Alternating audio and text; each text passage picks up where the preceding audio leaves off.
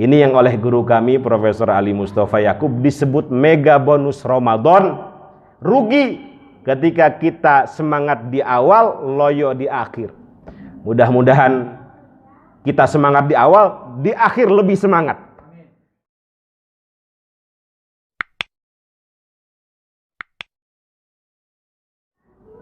Assalamualaikum warahmatullahi wabarakatuh.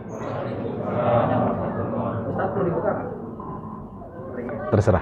Fadhal.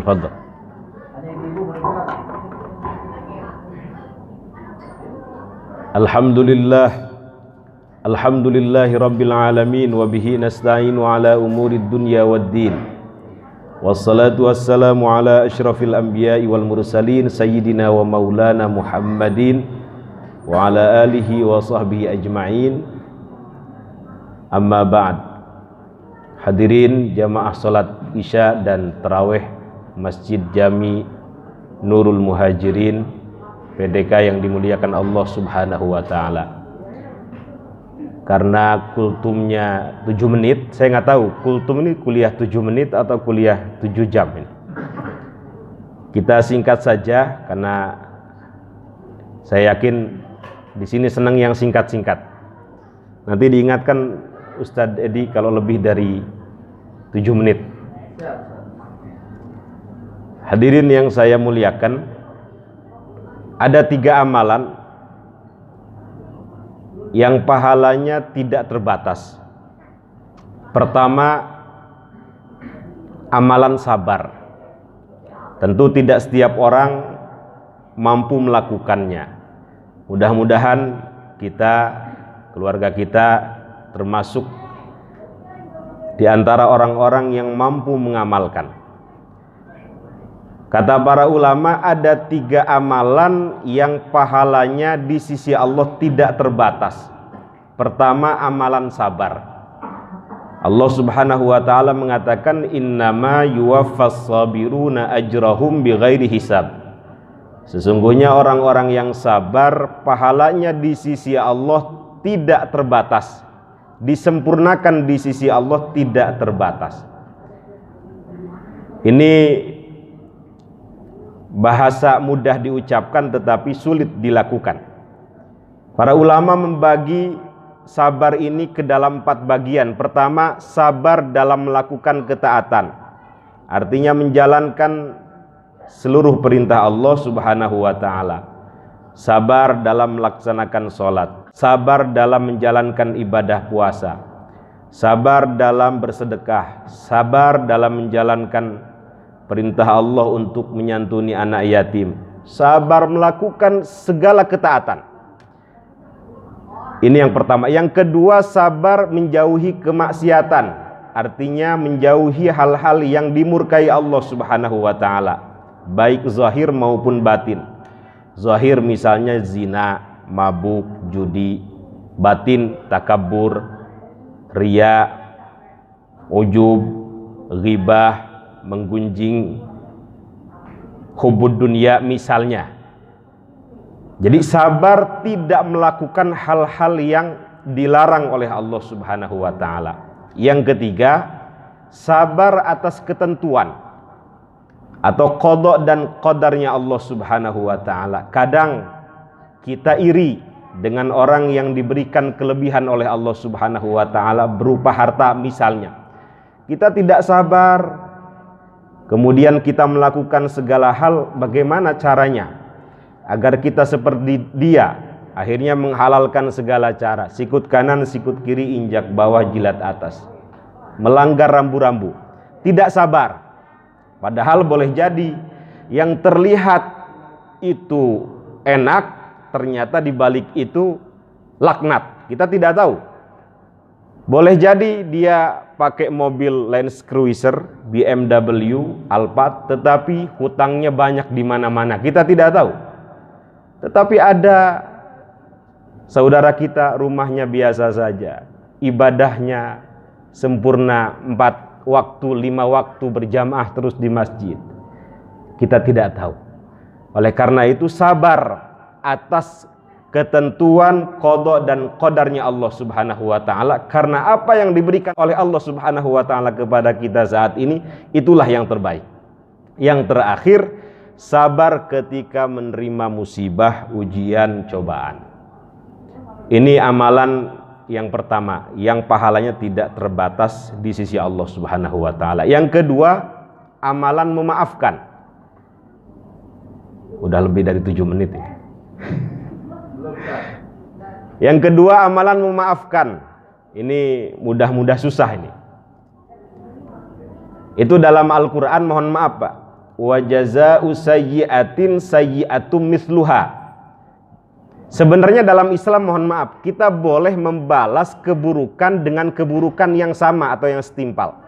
Misalnya Pak Edi dipukul, jebret begitu, 1 kali, maka yang dipukul boleh membalas 1 kali lagi.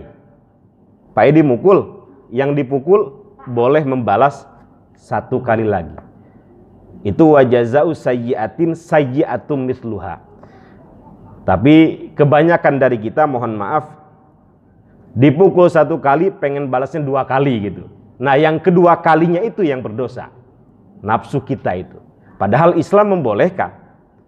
Nah, di atas itu semua, terusan ayat ini, faman afa wa aslaha fa ajruhu 'ala Allah. Siapa yang memaafkan, legowo, tidak membalas keburukan, kemudian dia membalasnya dengan kebaikan, fa ajruhu 'ala Allah, maka pahalanya di sisi Allah tanpa batas. Nah, ini kalau bisa kita sampai kepada derajat memaafkan ini. Pernah suatu hari, mohon maaf, Rasulullah sedang duduk-duduk seperti ini. Tiba-tiba beliau mengatakan, yatlu'u alaikumul an min hadzal faj rajulun min ahlil jannah. Sebentar lagi akan datang dari pintu sana seseorang yang nanti akan menjadi ahli surga. Para sahabat penasaran, siapa gerangan? Dilihat ternyata orang yang baru selesai wudhu, bekas air wudhunya masih menetes, nenteng sandal gitu. Jangan-jangan orang ini, kata para sahabat. Besoknya lagi, baginda Nabi besar Muhammad sallallahu alaihi wasallam mengatakan, yatlu'u alaikumul an min hadzal faj rajulun min ahlil jannah. Sebentar lagi akan datang dari pintu sana seseorang yang nanti akan menjadi ahli surga. Diperhatikan oleh sahabat. Ternyata orang itu lagi baru selesai wudhu, bekas air wudhunya masih netes, nenteng sandal. Keesokan harinya pun sama. Akan datang dari pintu sana seseorang yang kelak akan menjadi ahli surga. Orang itu juga. Kemudian ada salah satu sahabat yang bernama Sayyiduna Abdullah bin Amr bin Al-As radhiyallahu anhuma. Penasaran. Kemudian mendatangi orang ini. Mohon maaf, Fulan, saya sedang ada masalah. Saya sedang ada masalah dengan orang tua saya. Dan saya berjanji tidak pulang ke rumah selama 3 hari. Kira-kira boleh nggak bertamu? Kemudian si Fulan ini yang 3 kali berturut-turut dikatakan oleh Nabi sebagai ahli surga, dengan senang hati, rumah kami terbuka untuk sahabat Rasulullah Shallallahu Alaihi Wasallam. Tujuannya satu Pak, ingin mengetahui amalan apa yang dilakukan oleh orang ini sehingga Nabi mengatakan 3 kali berturut-turut min ahlil jannah, termasuk ahli surga. Diperhatikan siang malam, pada malam hari terutama, kok nggak ada amalan istimewa gitu, tahajud enggak, baca Quran enggak. Cuma ketika bangun melilir gitu, melilir ya bahasanya, ngelilir apa melilir? Nah, ketika melilir tiba-tiba yang keluar dari lisannya, dari mulutnya zikrullah, subhanallah, alhamdulillah, sampai subuh. Enggak tahajud sama sekali. Sholat witir enggak. Jangan-jangan Rasulullah salah ini. Hari yang kedua pun begitu, enggak ada amalan istimewa. Sampai hari ketiga, enggak ada amalan istimewa. Kemudian pamit, mohon maaf, sebenarnya saya enggak ada masalah dengan orang tua saya. Saya menginap bertamu ke tempat bapak ini penasaran, karena Rasulullah mengatakan berkali-kali, 3 kali engkau min ahlil jannah. satu saja ingin tahu, amalan apa yang kau lakukan? Kemudian si fulan ini menjawab, ya sebagaimana yang kau lihat. Ya udah kalau begitu pamit begitu. Nggak jauh kemudian dipanggil. Wahai sahabat Rasulullah Shallallahu Alaihi Wasallam, mungkin ini yang membuat Rasulullah mengatakan saya min ahlil jannah. Saya ini punya amalan rutin, istiqomah setiap malam sebelum tidur, memaafkan seluruh kesalahan manusia. Tidak ada sedikit pun dalam hati saya dengki terhadap sesama muslim, iri hati, hasud terhadap nikmat yang diberikan Allah kepada mereka. Ini kata Abdullah bin Amr bin Al-As, ini amalan yang tidak semua orang bisa melakukannya. Legowo, hatinya memaafkan kesalahan orang lain. Dan ini pun yang dilakukan oleh Rasulullah ketika hijrah ke Taif, dilempari batu, beliau tidak membalasnya. Padahal malaikat menawarkan, Nabi kalau mau ini ada 2 gunung, kami timpakan ke mereka. Tapi Rasul mengatakan jangan. Allahumma hdi qaumi fa innahum la ya'lamun. Boleh jadi mereka tidak tahu apa yang aku bawa ini. Beliau memaafkan. Yang terakhir, amalan yang pahalanya tidak terbatas adalah amalan puasa. Insya Allah besok kita akan memulai puasa. Dalam hadis qudsi dengan tegas Allah mengatakan, kullu amal ibni adamalah illa saum. Semua amalan anak Adam ini baginya, untuknya. Seolah-olah Allah nggak peduli gitu. Udah biarin aja. Illa saum. Tanda kutip Pak ya. Kecuali puasa. Fa innahu li wa ana ajzi bihi.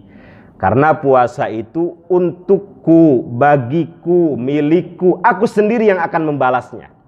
Artinya kalau Allah yang langsung membalas nggak terbatas pahalanya.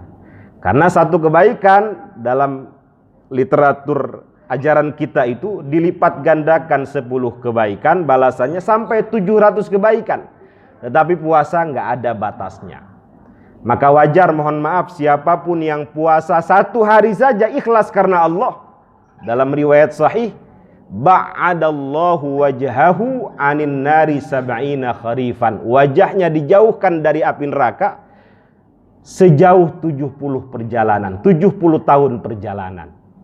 Itu kalau kita lakukan dengan ikhlas. Man shoma fi sabilillah yauman ba'adallahu wajhahu anin nari sab'ina kharifan.